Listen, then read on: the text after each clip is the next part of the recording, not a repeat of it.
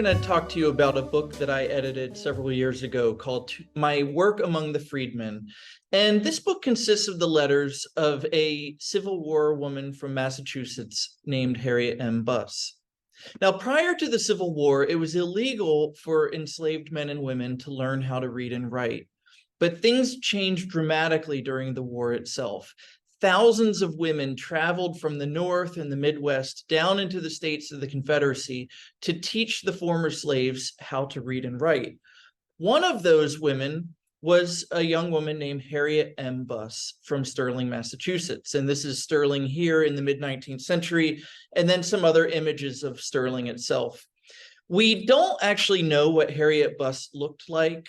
I have searched far and wide for a photograph of her, and I couldn't find one. But in the process of my searches, I actually did find this sampler that she created as a young girl, and it sold in an auction for $300, and I missed my chance to buy it. And then whoever bought it resold it for over $3,000. And I would have gotten in trouble with my family if I had bought that. But this is a nice little piece that Harriet created when she was a young girl. She was born in Sterling in 1826. She grew up on a 181-acre farm that in 1850 was worth about $3,000. And this is an image of the farmhouse that she grew up in. We don't know a lot about her childhood, but we do know that from a very young age, she wanted to be a teacher. She said at one point that as soon as she knew what a school was, she knew that she wanted to be a teacher. Her parents were Silas and Sally Buss, and they are buried in Sterling, and these are their headstones here. When I went to Sterling a few weeks ago, I was able to go out to the cemetery to see them, and very sadly, Sally's stone was knocked over at some point and has been completely destroyed. And it's something that hopefully maybe the local community can look into to try to restore it. Their daughter began attending Charlestown Female Seminary in 1847. And during her time away from her parents, she began writing to them. And here's the Charlestown Female Seminary. She wrote about all sorts of different aspects of her life, how hard she worked, how she would stay up late doing work. And the thing that really jumps out at her letters actually is how much she loved food. She really loved to eat. And she wrote about it. In one letter in 1850, she said, "It seems as if I shall never have meat and pie enough. I shall want ever so much beefsteak, ham, eggs, tongue, and mince and pumpkin pie." But then she added, "No bread or butter." A year later, she wrote to her parents. She said, "I think I shall wend my way directly to the cupboard, for I feel very much like attacking a large mince pie, a nice loaf of cake, and whatever else I might find that is good to eat." She then said, "Next I shall search for apples, a dozen certainly, and a great slice of cheese, and then I will finish with a dish of nuts." A few months after that, she wrote, "Oh dear, I am so hungry. I do wish I had something to eat. If I could get into the cupboard at home, how busy I would be with a great pie. I shall keep something to eat next term. I must have luncheons." Now, she loved eating, she loved staying up, working, but she did want meaning in life. And in March of 1850, she said this to her parents: "If life and health are continued, the world shall know that I live in it, and in future ages it shall know that I have lived in it, for I will leave mine impress deeply traced upon it." And that gives a sense of who Harriet Buss is. She's a very funny person, but she is also very serious, and she wants to make a difference in the world. And throughout her adult life, she wrestled with her singleness. She never got married. And a big part of that was because she was a very independent person. In one letter, she wrote this. She said, "I don't want to obey one of creation's lords. Never could I be told to go or to stay, do this or that, and surely never could I ask." And then she said, "I submit to no human being as my master or dictator." And so she's a very highly independent, ambitious young woman. And unlike most women of the 19th century, she was very geographically mobile.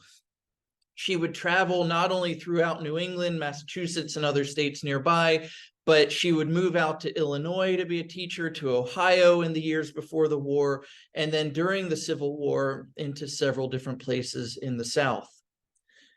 In 1860, she was living in Illinois, teaching at a school.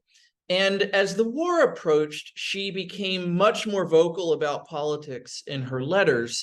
And at one point in 1860, she went to hear an abolitionist give a speech, and she was very motivated by what he had to say. And she went back to her place where she was living and wrote to her parents about how incompetent the men were who were running the country. And she said, if women were running the nation, the nation's problems would be solved. And then, speaking of the presidential election of 1860, where Abraham Lincoln gets elected, she wrote, I do hope the presidential campaign this year will thoroughly revolutionize the government. And Lincoln was elected, and it did. The South fired on Fort Sumter in April of 1861. The nation went to war.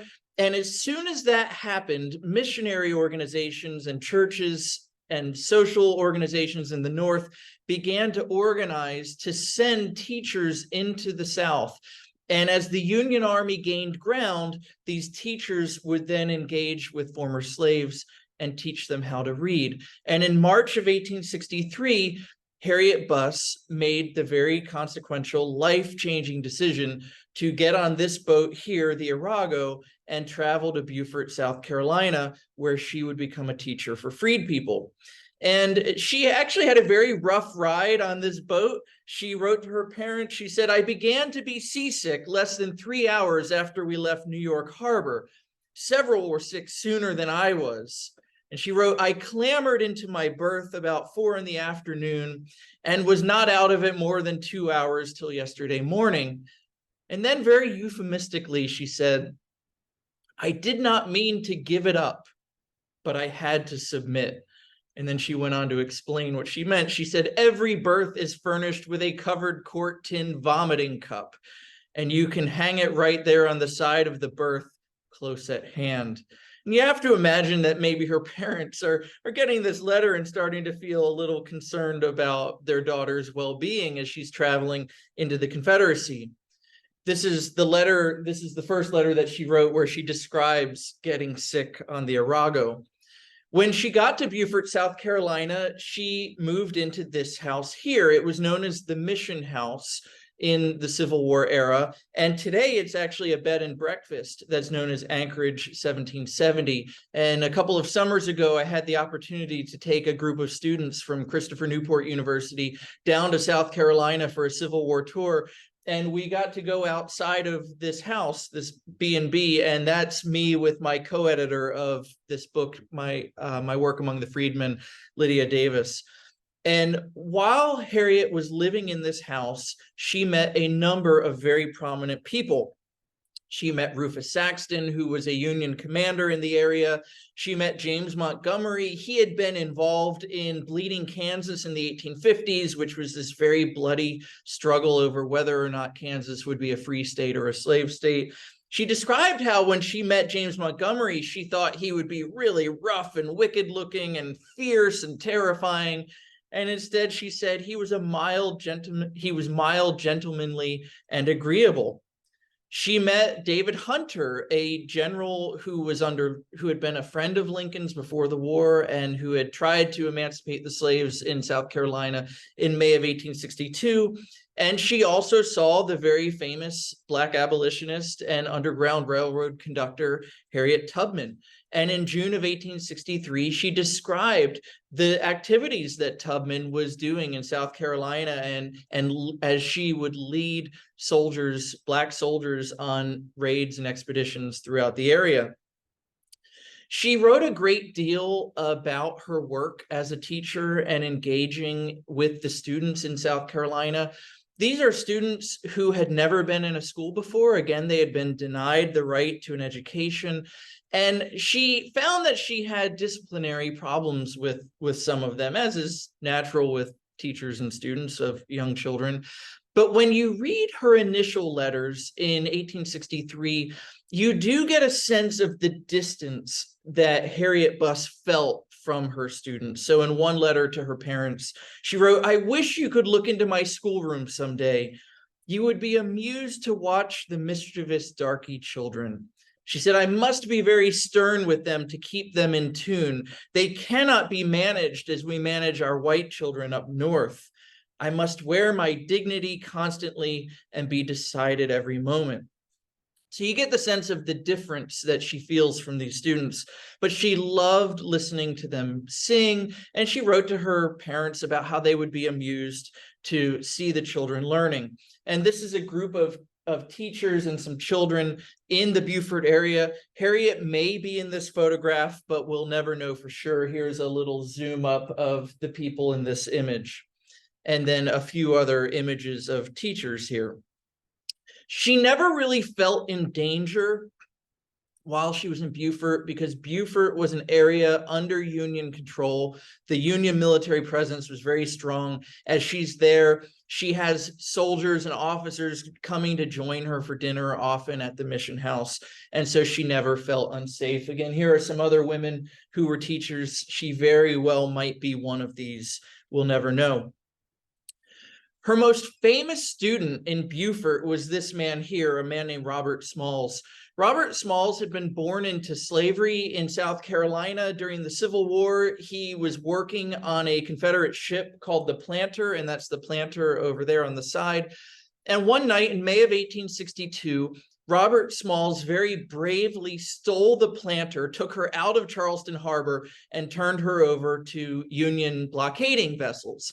And in the process, he saved himself and his wife and their children and several other African Americans, whole families, in fact, getting them out of bondage.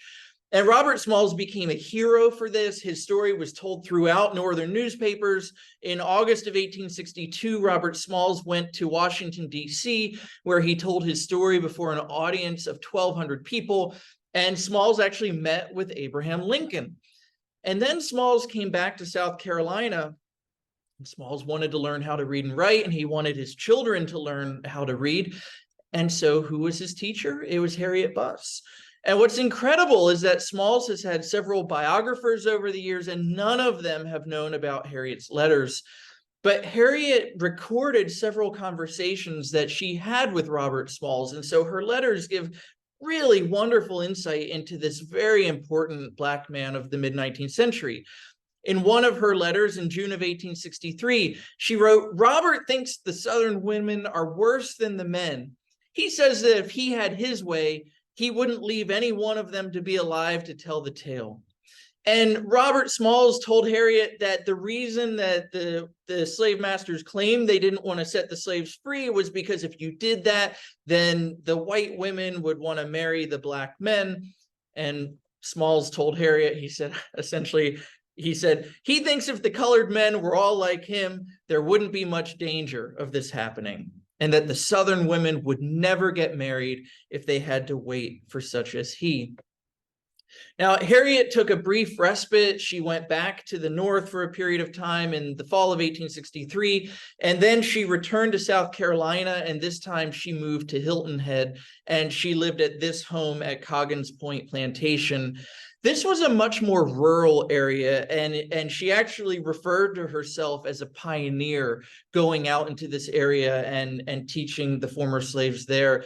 Again, in her letters from this period, you feel a sense of the distance that she feels from the former slaves that she's teaching, but you also get a sense of her enthusiasm and the connection that she's making with her students. In one letter, she talks about how she taught them about Matthew chapter 2 in the Bible, and they loved it so much that they demanded that she stay and explain Matthew chapter 3 as well. While she was in Hilton Head, her health began to falter, and by August of 1864, she could no longer remain in the South, and she returned to Sterling, where she recuperated. After some time of recuperation, she then went and taught in some other schools in Massachusetts, but by January of 1868, she was ready to go back into the South, and now the Civil War is over, but go back into the South and teach the former slaves. She really wanted to go to Washington, D.C., but she could not find a call to go there. And so instead, she went to Norfolk, Virginia, which is about 25, 30 minutes away from where I live.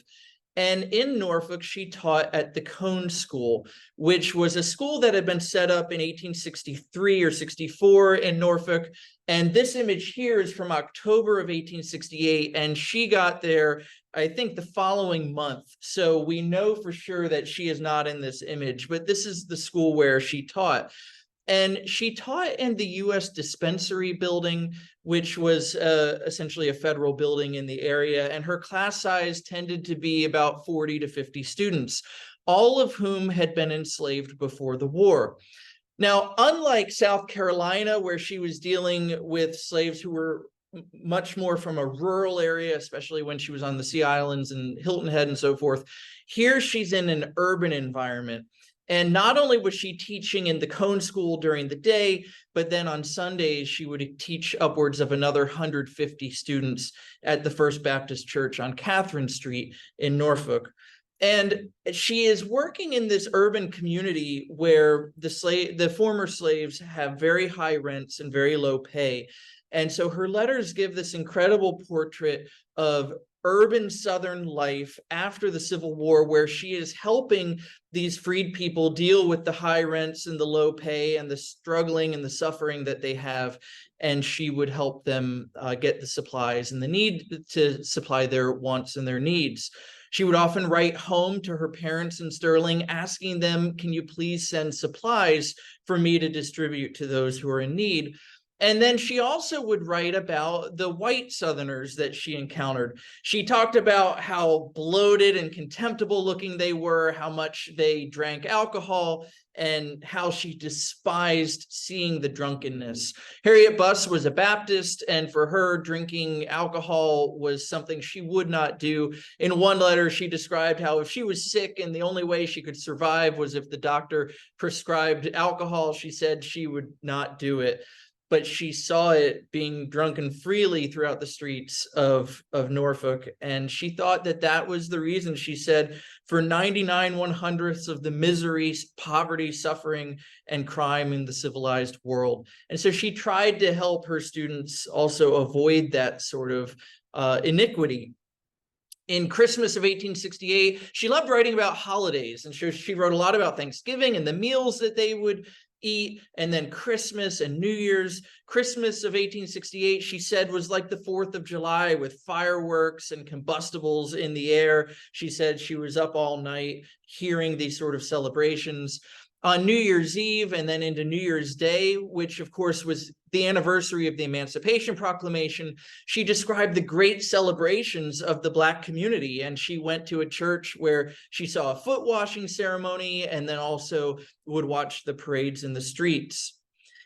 In April of 1869, she crossed over Hampton Roads to the northern side of the waterway, which is where I am here in Newport News, Virginia, and she went to Fort Monroe. And as she went there, she contemplated the battle that had taken place in 1862 in Hampton Roads between the ironclads, the Monitor and the Merrimac. And she talked about how she wished she could have seen an engagement like that. She went to the Hampton National Cemetery, and she also then went to the prison cell where Jefferson Davis had been imprisoned. And again, when she's in the prison cell thinking about where he had been imprisoned, you get a sense of her strength of personality. She said, "We passed the house in which Jeff Davis was kept so long. And I just felt that I would like to have him there now." At this point, Jefferson Davis had been released on bail and eventually pardoned. And she said, "Not only Davis, but some 10,000 more. I am afraid a large number of them would go to the gallows if I were to sit as judge and pronounce sentence when they were tried for treason." And so just like you saw in around 1860, where she says the way men are running the country is not working and it'd be better if women were, she's really upset that traitors like Jefferson Davis get off scot-free without any real punishment for their treason. Well, Harriet spent about a year and a half or so in Norfolk, Virginia. And then she made another move to Raleigh, North Carolina, where she worked with this man here, Henry Martin Tupper.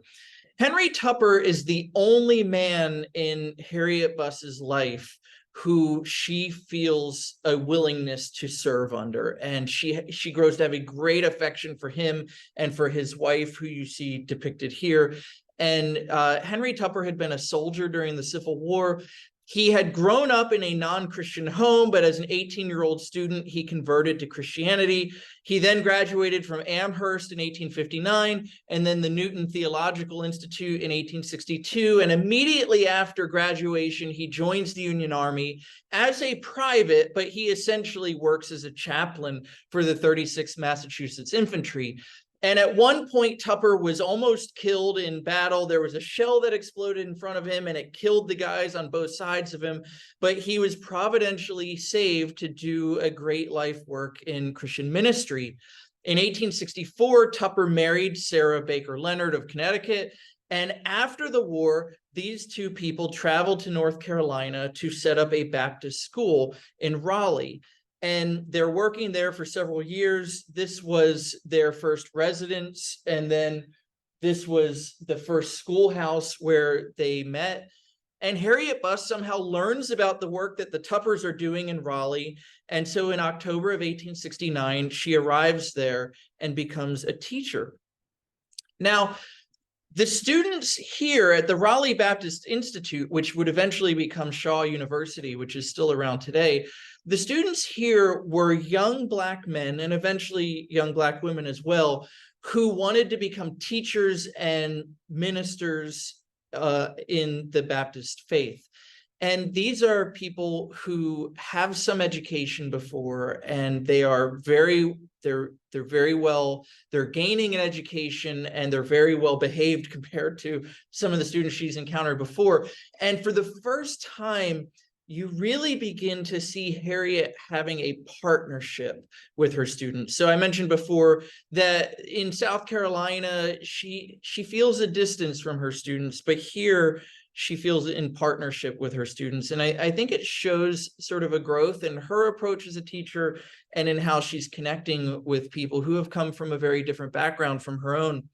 She wrote to her parents. She said this: "I wish you could spend a morning in my schoolroom. I know you would be interested. I think I shall be better satisfied with my work among the freedmen here than in any other place I have previously been." And so you see there, my work among the freedmen, that's where we got the title of the book. She said, "My work seems easy as play. There is no constant fretting of nerves by the wear and tear of discipline. A more polite and respectful class of students you never saw. They are eager to gain knowledge. They give me close attention, hang upon my words, and seem to drink in all the instruction I give them. They anticipate my wishes too, and seem happy to render me any polite attention." Now, we have in her papers one photograph, and it's a photograph of a teacher that she worked with, a woman named Esther Hayes. So I'll put that up here so that you can see one of her colleagues in North Carolina. Harriet wrote a lot about what life was like in Raleigh in this post-war period. She wrote about hearing about the KKK being in the area, but she wasn't afraid of them because the Union Army was still very present in this area. And she wrote about going to the stores. At one point, she writes a gruesome letter about having a tooth pulled, and I just cringe when I read that. But she writes about how the fact that Henry Tupper was respected and she was respected in the community meant that she had really nothing to fear.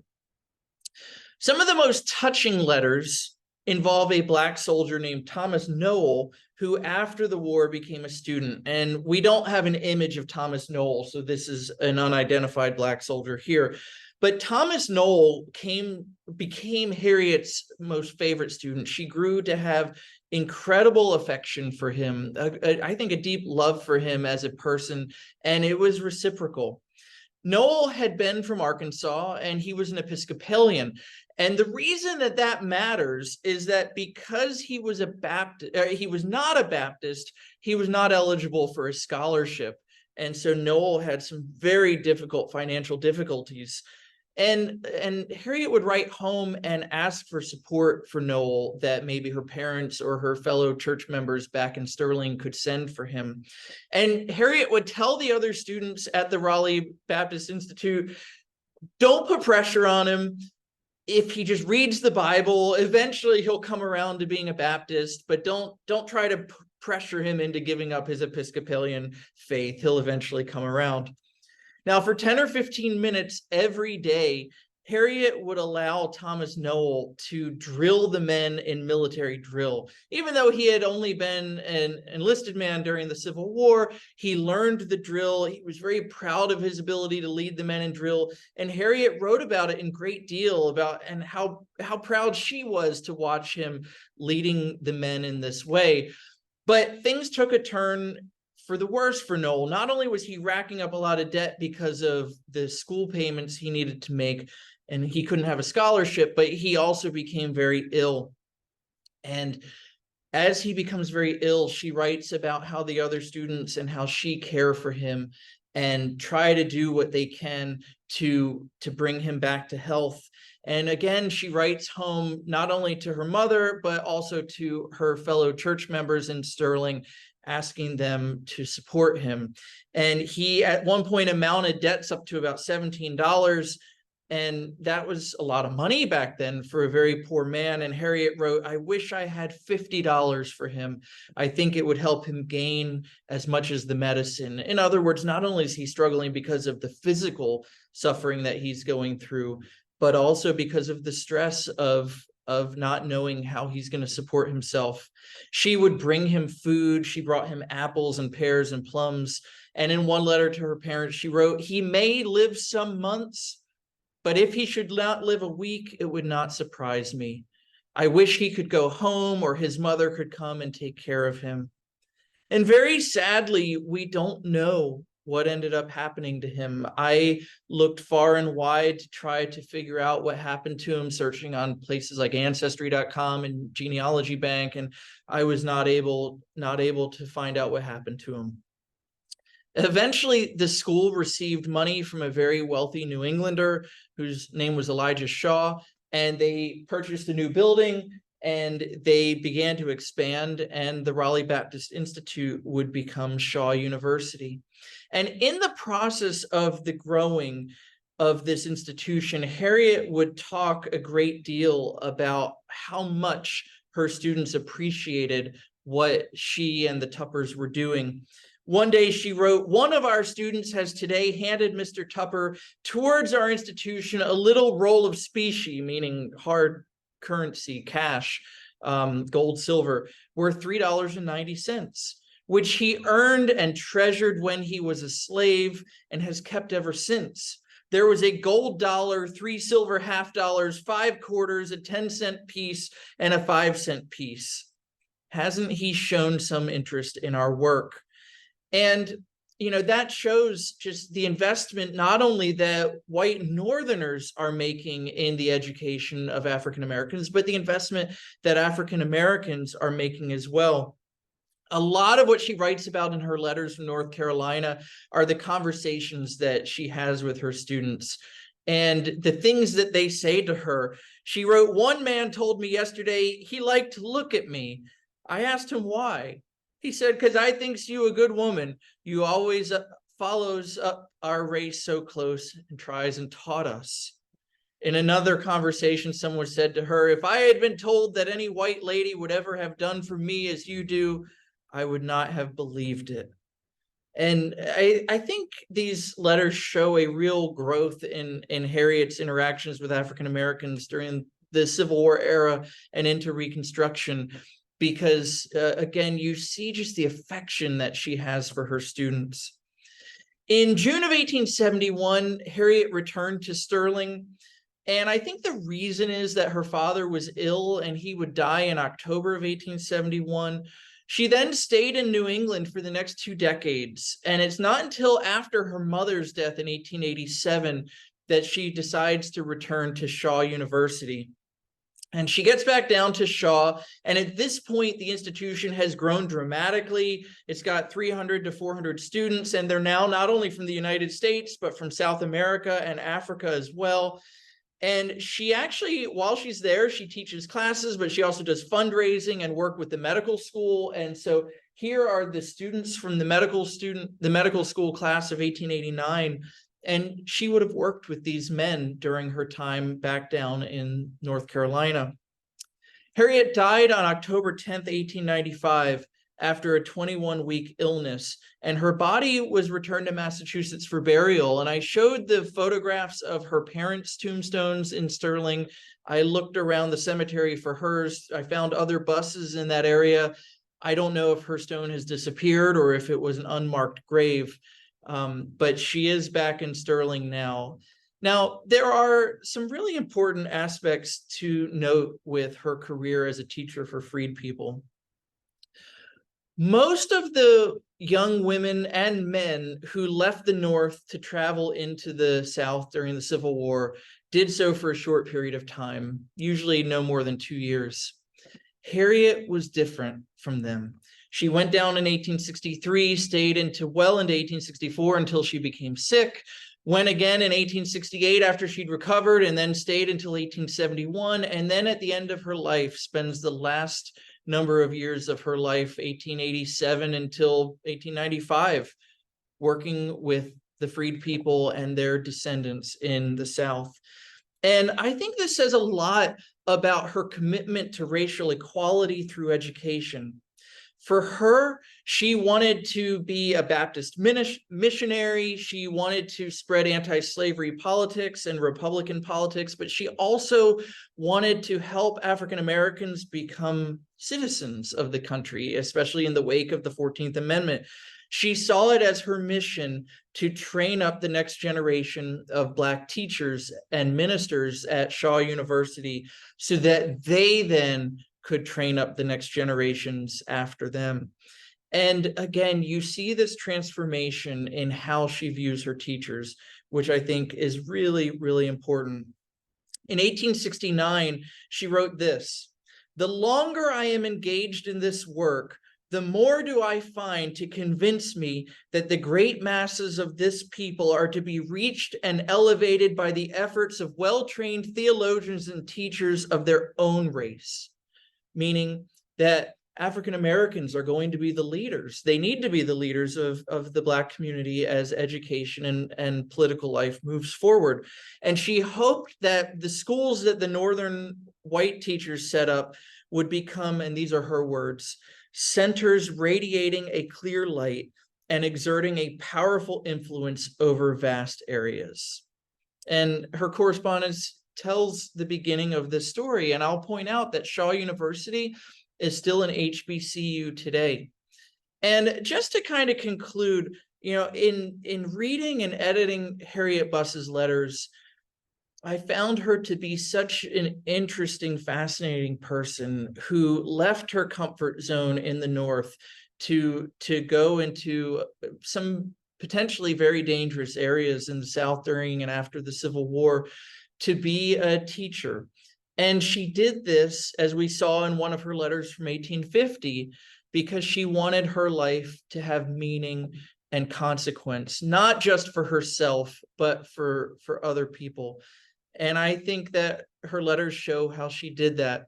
I hope that if you're interested in Harriet Buss, that you take a look into her book or her letters in the book, My Work Among the Freedmen, and that you can take pride in the life story of someone from Sterling who lived many years ago.